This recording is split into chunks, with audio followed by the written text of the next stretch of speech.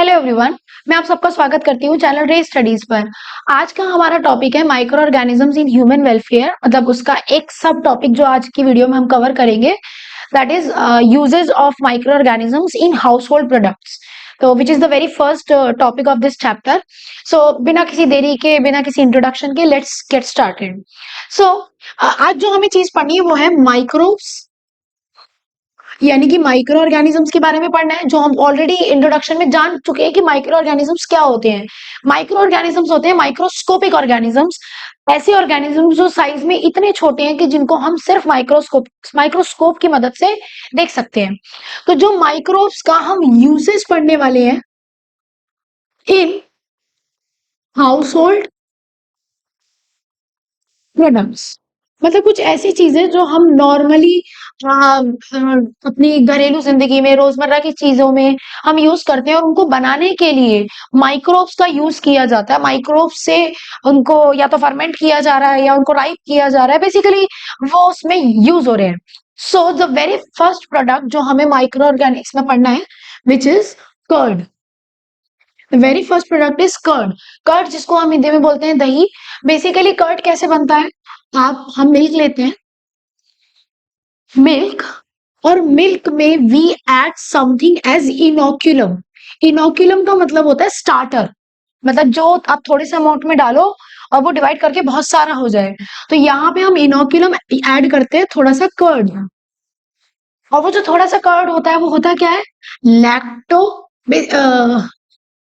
Lactic acid bacteria. There are some certain bacterias जिनको हम बोलते हैं लैक्टिक एसिड बैक्टीरिया, या फिर आप इसको बोल सकते हो लैक्टो बैसिलस। ये वो बैक्टीरिया है जिनको आप अगर कर्ड में डालते हो तो they release some acid, because they are lactic acid, they produce lactic acid.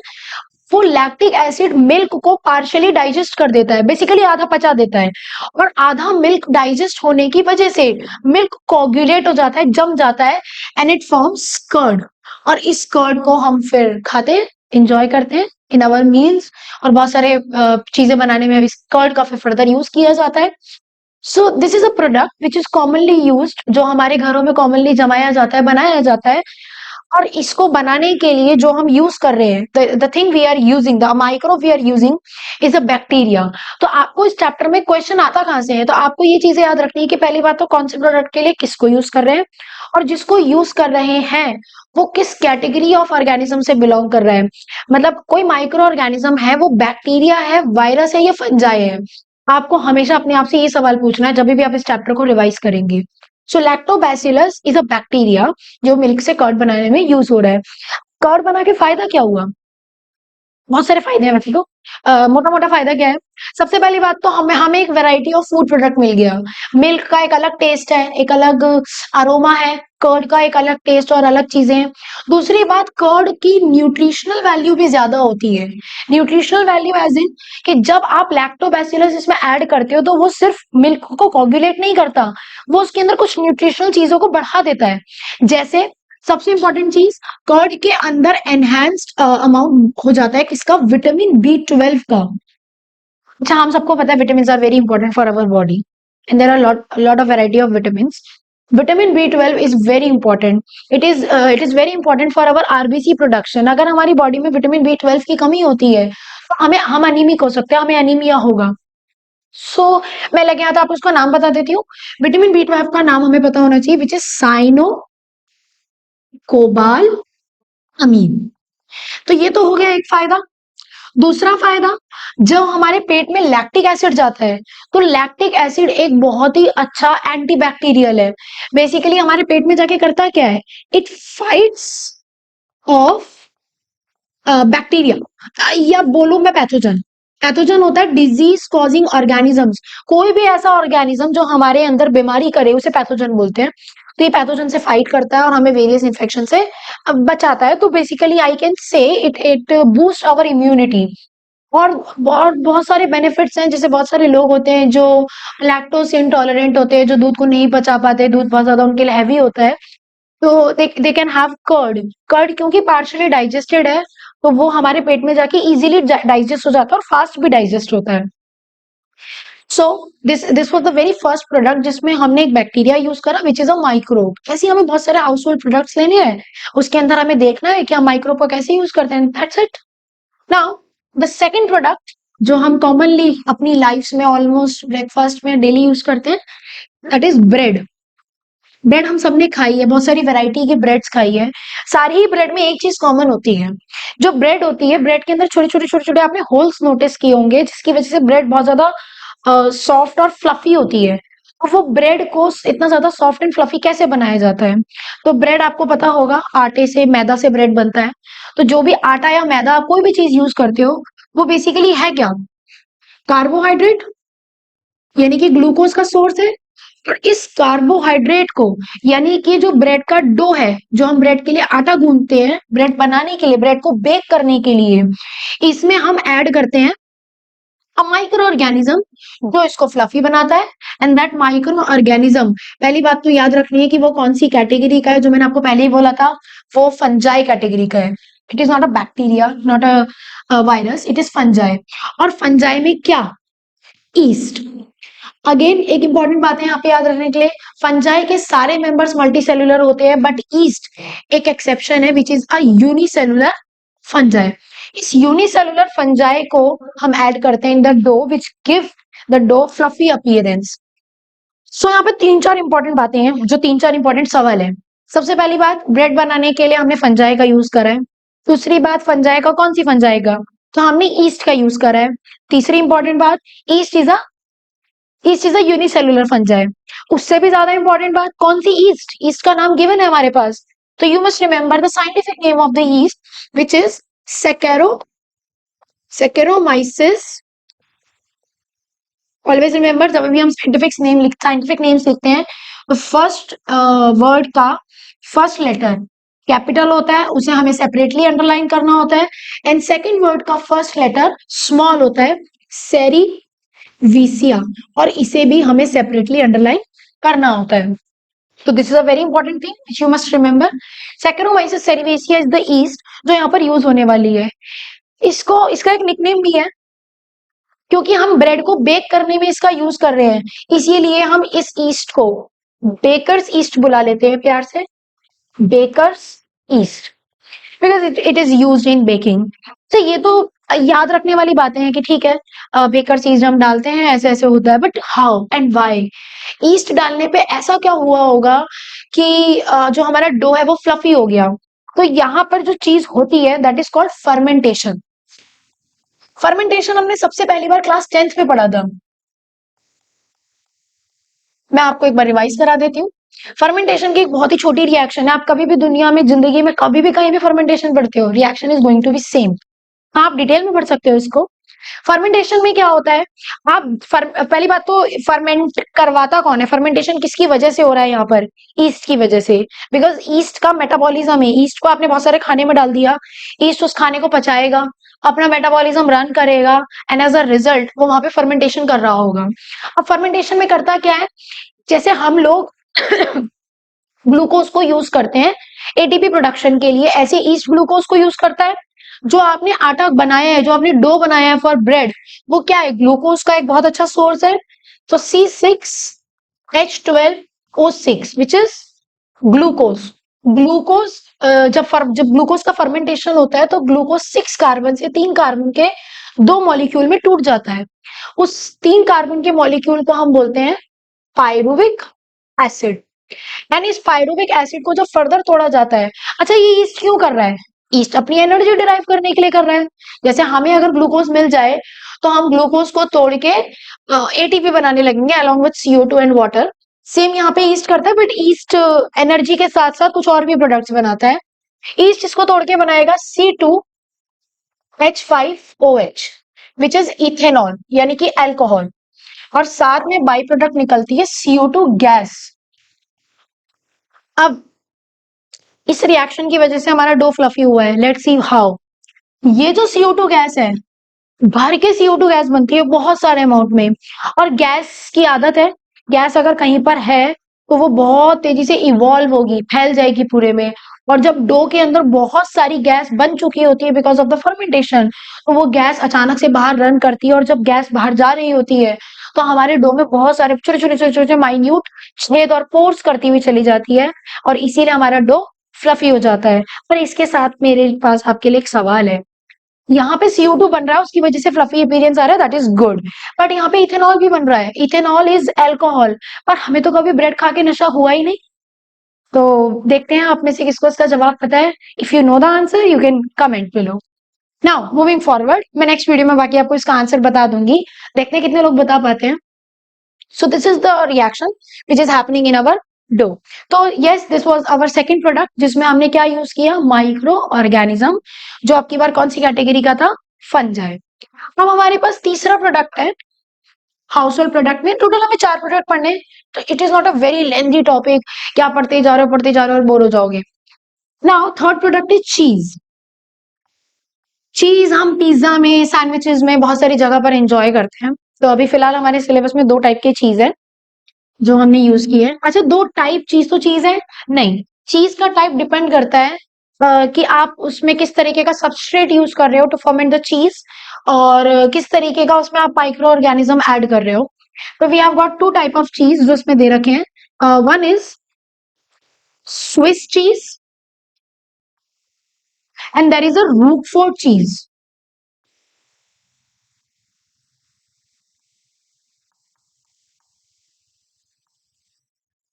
Right, तो चीज को राइप करने के लिए, पकने के लिए जब हम छोड़ते हैं, तो चीज के अंदर भी we add some microorganisms उसमें फर्मेंटेशन कराने के लिए, जिससे चीज फ्लफी भी होता है, सॉफ्ट भी होता है, और वो पक भी जाता है। चीज के अंदर एक सार टेस्ट होता है, वो टेस्ट के लिए। सो चीज, स्विस चीज में पहली बात तो हम माइक्रो ऑर्गेनिज्म यूज करते हैं, तो हमें, मैंने आपको हमेशा से 2 चीजें बोली हैं। कोई भी माइक्रो ऑर्गेनिज्म यूज करते हैं तो पहले कैटेगरी चेक करो, whether it is a bacteria, फंजा और वायरस, एंड देन उसका नाम। तो यहाँ पे हमारे पास 2 इन्फॉर्मेशन है।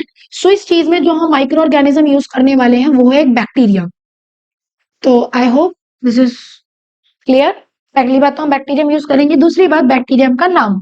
तो आपको याद रखना है प्रोपाइनो प्रोपाइनी बैक्टीरियम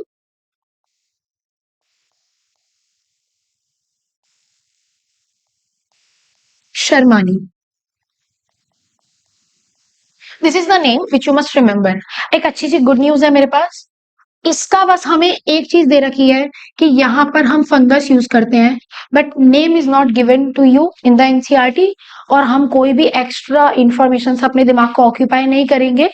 तो देयर इज अ फंगस जो एक स्पेशल रूकफोर्ट चीज को एक स्पेशल फ्लेवर देने के लिए यूज किया जाता है, दैट्स इट। फंगस का नाम इज नॉट गिवन, हमें करना भी नहीं है। तो ये थी हमारे पास 2 चीज जिसमें अगेन हमने माइक्रो ऑर्गेनिजम्स का यूज करा चीज को प्रिपेयर करने के लिए। Now, the very last thing, the very last product is a drink which is given to you, named toddy. Toddy एक ड्रिंक है, एक ट्रेडिशनल ड्रिंक है, सदर्न इंडिया में पी जाती है, साउथ इंडिया की तरफ इसे पिया जाता है। वहां पे जो पाम सैप होता है उसकी वुड को फर्मेंट करके, अगेन फर्मेंट कर रहे हैं, तो फर्मेंटेशन में यहाँ पे क्या यूज किया गया होगा, ईस्ट यूज किया जाता है, और फर्मेंट करके ये तैयार की जाती है, जिसको वहां के लोग काफी चाव से पीते हैं। तो दैट्स इट, उसमें हम बहुत ज्यादा एलेबोरेशन में नहीं जाना है, बिकॉज बहुत सारे नाम वहां पे गिवन नहीं है और हमें नहीं पढ़ने हैं। तो these are your household products जिसमें हम माइक्रो ऑर्गेनिजम्स का यूज करते हैं, एंड दैट्स इट। अगर आप ये याद कर लेते हैं तो आपको हाउस होल्ड प्रोडक्ट वाला जो टॉपिक है बहुत अच्छे से क्लियर हो जाएगा। अब मैं आपको ये बताती हूँ कि आपको ये याद करना कैसे है। ये चैप्टर जब हम पढ़ लेते हैं तो हमें अच्छे से आ जाता है, देन इसको रिवाइज कैसे करना है। तो जैसे जैसे हम एक टॉपिक करते रहेंगे और उस एक टॉपिक को हम एक टेबल डेटा में, टैबुलर फॉर्म में कंपाइल कर देंगे, so that it is easy to remember. So अगर मैं इस सारे कंटेंट को एक टेबल में लिखना चाहूँ तो मैं इसके नोट्स कैसे बनाती, मैं आपको इस बोर्ड पे रिप्रेजेंट कर रही हूँ। आप स्क्रीनशॉट ले सकते हैं, बाकी पेन और कॉपी लेके अगर आप खुद लिखते हैं, खुद पढ़ते हैं, तो वो सबसे ज्यादा बेस्ट है। आप 3 कॉलम बनाइए अपने पास। सबसे पहले तो लिखिए प्रोडक्ट, जिस प्रोडक्ट के बारे में आप बात कर रहे हो। फिर आप लिखो माइक्रो, आप किस टाइप का माइक्रोब यूज कर रहे हो, and the name, that's it. तो हमारा पहला प्रोडक्ट है कर्ड, रिमेंबर दिस, कर्ड में क्या यूज किया था, एक बार हैंड टू हैंड आप याद करो, कोशिश करो कि बिना देखे बताओ। कर्ड में हमने यूज किया था बैक्टीरिया, ठीक है, तो दिस इज द कैटेगरी। अब नाम याद करते हैं, कौन सा बैक्टीरिया यूज किया था, हमने यूज किया था लैक्टिक एसिड बैक्टीरिया और लैक्टोबैसिलस। देन सेकंड प्रोडक्ट जो हमने पढ़ा दैट वाज ब्रेड। ब्रेड में हमने क्या यूज किया था, ब्रेड के लिए हम करते थे डो का फर्मेंटेशन, और फर्मेंटेशन के लिए हमने यूज किया था ईस्ट। ईस्ट का नाम क्या था, याद करिए, सैकेरोमाइसिस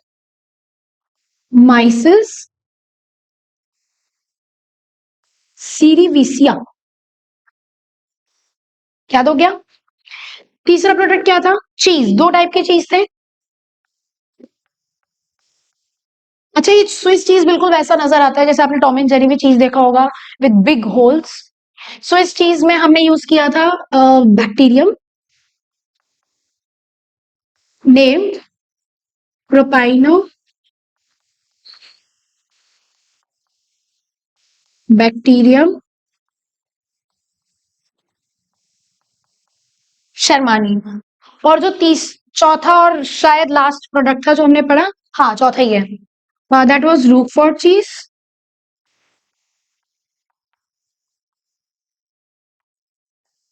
उसमें हमने यूज करी थी फंगस,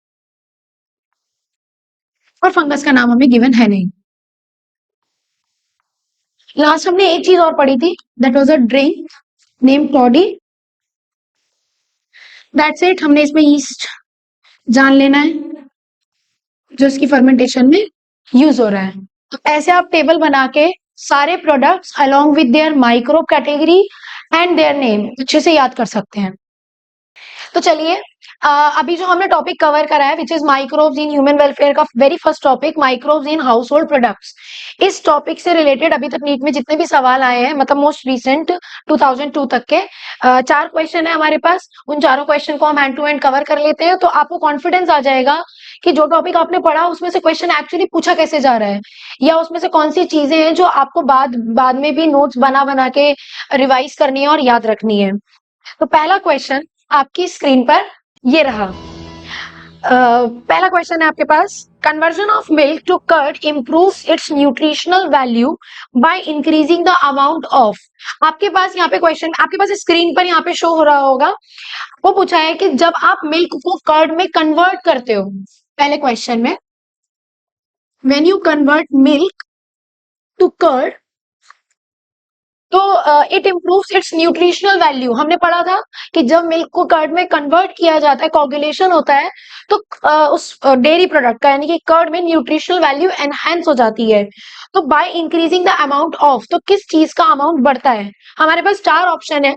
ऑप्शन ए है विटामिन डी, ऑप्शन बी है विटामिन ए, ऑप्शन सी है vitamin B12 and option D है विटामिन ई। वैसे तो इस क्वेश्चन का आंसर आपने अभी पढ़ा है, बिना ऑप्शंस के भी करना आना चाहिए, पर आप एक मिनट सोच लीजिए, आपको क्या लगता है इसका आंसर क्या होगा। इसका आंसर होगा ऑप्शन सी, विटामिन B12, जिसका नाम हमने पढ़ा था साइनोकोबाल अमीन। जब आप मिल्क को कर्ड में कन्वर्ट करते हो यूजिंग लैक्टिक एसिड बैक्टीरिया, तो उसके अंदर विटामिन B12 का अमाउंट एनहांस हो जाता है, and that is the nutritional value जो उसमें इंक्रीज हुई है। तो आई होप पहला क्वेश्चन आपको क्लियर है। अब दूसरा क्वेश्चन आपकी स्क्रीन पर, अगेन दूसरा क्वेश्चन में आपसे पूछा है, dough kept overnight in warm weather become soft and spongy because of. आप अगर आटा गूंथते हो, बेसिक रोटी का आटा जो हमारे घर में गूंदा जाता है डेली रोटी खाना बनाने के लिए, उस डो को अगर आप वार्म वेदर में यानी कि गर्मियों के मौसम में अगर आप उसे बाहर रख दो, तो बाहर रखने पर वो सॉफ्ट और स्पॉन्जी हो जाता है, क्यों। अब आप सोचिए, वार्म वेदर में अगर आप डो को बाहर रखेंगे, तो warm weather is very good. जब हम चीजों को फ्रिज में रखते हैं तो बेसिकली हम उसको कूल टेम्परेचर पे रखते हैं, because cool temperature is not good for bacterial growth. पर अगर आपने गर्मी के मौसम में उस आटे को बाहर रखा है, डो को बाहर रखा है, तो बाहर गर्मी है, गर्मी में बैक्टीरिया की ग्रोथ बहुत ज्यादा होगी, बल्कि काफी ज्यादा अच्छी होगी। और बैक्टीरियल ग्रोथ, और बैक्टीरिया अपने मेटाबॉलिज्म की वजह से क्या रिलीज करेंगे, CO2 gas, that is fermentation, जो हमने सेकेंड ही चीज पढ़ी थी, फर्मेंटेशन, जो ईस्ट की वजह से भी हो रहा था और सर्टेन बैक्टीरियाज की वजह से भी, बिकॉज ऑफ देयर मेटाबॉलिज्म। तो बैक्टीरियल ग्रोथ की वजह से वहां पर क्या हो जाएगा, fermentation, that mean CO2 will be release, and as a result CO2 की वजह से, वही जैसे ब्रेड में हमने सीखा था, bread will become spongy and soft. खैर, चारों ऑप्शन है आपके पास। पहला ऑप्शन है absorption of carbon dioxide from atmosphere, यानी कि जो डो है वो कार्बन डाइऑक्साइड को एब्जॉर्ब कर लेता है फ्रॉम एटमॉस्फेयर। ऐसा तो कुछ नहीं है, ऐसा कोई रीजन भी नहीं है। दूसरा ऑप्शन है फर्मेंटेशन, तीसरा ऑप्शन है कोहेशन, और आखिरी ऑप्शन है ऑस्मोसिस। आप में से बहुत सारे बच्चे हो सकता है इसका आंसर ऑस्मोसिस कर देते या सोचते हैं कि पानी उसके अंदर एंटर कर जाएगा। ऐसा नहीं है, एक्चुअली गर्मी के मौसम में वो अजीब सा सूखा सूखा हो जाएगा, उस पर पपड़ी बन जाएगी इनफैक्ट। तो आपका इसका आंसर होगा ऑप्शन बी। क्वेश्चन 2 का हमारा आंसर है option B, which is fermentation. Now तीसरा सवाल आपकी स्क्रीन पर, during the formation of bread it becomes porous due to release of CO2 by the action of। जब आप फर्मेंटेशन करवाते हो ब्रेड के डो में, यानी कि ब्रेड में, अब वो पोरस हो जाता है, उसके अंदर बहुत सारे पोर्स यानी कि छेद हो जाते हैं, due to the release of CO2, जो हमने फर्मेंटेशन में पढ़ा है। बाय द एक्शन ऑफ, किसके एक्शन की वजह से ये हो रहा है। तो आपको ऑप्शन की आएगी जिसमें जरूरत नहीं है, वैसे ऑप्शन आपके सामने है, किसकी वजह से ब्रेड के अंदर फर्मेंटेशन हो रहा था। तो आपको बिल्कुल भी बैक्टीरिया के बारे में नहीं सोचना है, ब्रेड में स्पेसिफिकली जो हमने यूज किया था दैट वाज ईस्ट। तो east is the right answer, which is option A. Third question, east. By the way ये क्वेश्चन 2022 में पूछा गया था, जो हमने सबसे पहला क्वेश्चन करा, विच वॉज वेरी डायरेक्ट, कुछ भी उसमें हमें कॉमन सेंस भी नहीं लगाना पड़ा कुछ खास। जी हमसे पूछा गया था 2018 में। तो आप देख रहे हैं क्वेश्चन बहुत आसान आते हैं इस चैप्टर से, काफी डायरेक्ट आते हैं। आप अगर एक बार पढ़ ले, 3-4 बार इसकी रिवीजन कर ले, बस अपने मन में ऐसे ही दोहरा भी ले, इसका क्या था उसका क्या था, ऐसे जैसे बैठे बैठे हम कुछ कुछ सोचते रहते हैं, आपका इसके आप सारे क्वेश्चंस कर पाएंगे। खैर, आपका आखिरी और लास्ट क्वेश्चन है बोर्ड पर, विच is in cheese manufacture the microorganisms are important for. जब चीज की मैन्युफैक्चरिंग की जाती है तो माइक्रो ऑर्गेनिजम्स हमें क्यों चाहिए, वाई दे आर इम्पोर्टेंट। अब देखो, वैसे जो हमने पढ़ा है चीज में, तो चीज में हमने एक चीज पढ़ी है, हमने दो तरीके की चीज पढ़ी थी, स्विस चीज एंड रूकफोर्ट चीज। स्विस चीज में हम याद करिए, आप एक बैक्टीरिया का यूज कर रहे थे, प्रोपाइनी बैक्टीरियम शर्मानी, जिसकी वजह से वहां पे अगेन फर्मेंटेशन हो रहा था और वो स्पॉन्जी एंड फ्लफी, उसमें बड़े बड़े पोर्स हो गए थे, लाइक टॉम एंड जेरी चीज। फिर हमने एक पढ़ा था रूकफोर्ट चीज। रूकफोर्ट चीज में हमने एक फंगस यूज करी थी उसको एक स्पेशल फ्लेवर देने के लिए, यानी कि flavour is also a part. चीज को जब हम पकाते हैं, जब उसको राइप होने के लिए छोड़ते हैं, तो आप कौन सी फंगस, कौन सा बैक्टीरिया, क्या उसमें यूज कर रहे हो, it adds on some flavour to it. So let's see options क्या है इसके। हमारे पास इसका पहला ऑप्शन है द राइपनिंग ओनली, चीज को केवल पकाने के लिए। सेकेंड ऑप्शन है the souring of milk only, milk को खट्टा करने के लिए, चीज के अंदर एक सॉल्टी और एक खट्टा फ्लेवर होता है। The development of resistance to spoilage only, मतलब आप उसको एज अ प्रिजर्वेटिव डालते हो, आपका जो चीज है वो स्पॉइल ना हो, खराब ना हो। और चौथा ऑप्शन है both souring and ripening process. तो इसका आंसर होगा आपके पास ऑप्शन डी, क्योंकि आप इसको ऐसे कर सकते हैं, आपने पढ़ा था कि एक तो उसका राइप कराने के लिए, द वेरी फर्स्ट ऑप्शन, और दूसरा सावरिंग के लिए भी, यानी कि चीज में जो स्पेसिफिक चीज का एक फ्लेवर होता है, वो भी किसकी वजह से आता है, because of the micro organism. जैसे कि हमने रूकफोर्ट चीज में पढ़ा था, रूकफोर्ट चीज is popular for its own flavour, और वो फ्लेवर है because of the fungus which is used in its ripening, which is used in its ripening. Alright, तो ये 4 क्वेश्चन थे जो अभी बैक 2002 तक इस टॉपिक से पूछे गए हैं। आपको आई होप समझ में आए होंगे, दे वर क्वाइट डायरेक्ट। और बाकी अब आपको क्वेश्चन प्रैक्टिस करनी है, आप अपने एनसीईआरटी के सारे क्वेश्चंस करिएगा, एग्जाम्पलर क्वेश्चंस करिएगा, और बहुत सारी क्वेश्चन प्रैक्टिस करना। Thank you.